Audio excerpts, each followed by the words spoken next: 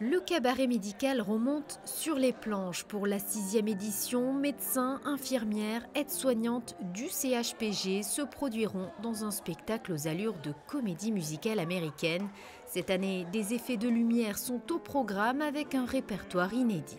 Une des premières chansons connues, ça va être One de A Chorus Line. Tout le monde la connaissait. One singular sensation, every little step she takes. Ça, c'est connu.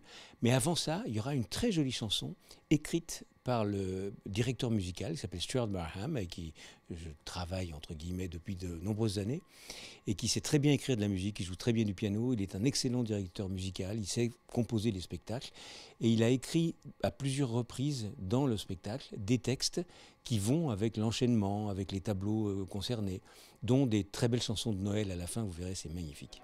Technique vocale, écoute, lecture et interprétation. Après des répétitions intenses, le personnel soignant est fin prêt à jouer avec motivation. Blouse blanche et stéthoscope au placard, de véritables showman entrent en scène.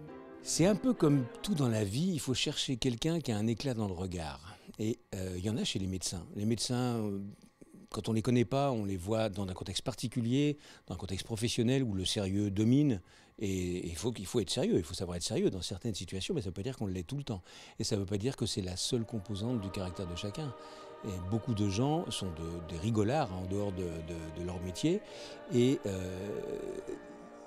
quelqu'un qui a un petit éclat dans l'œil, c'est un enfant qui n'est pas complètement grandi.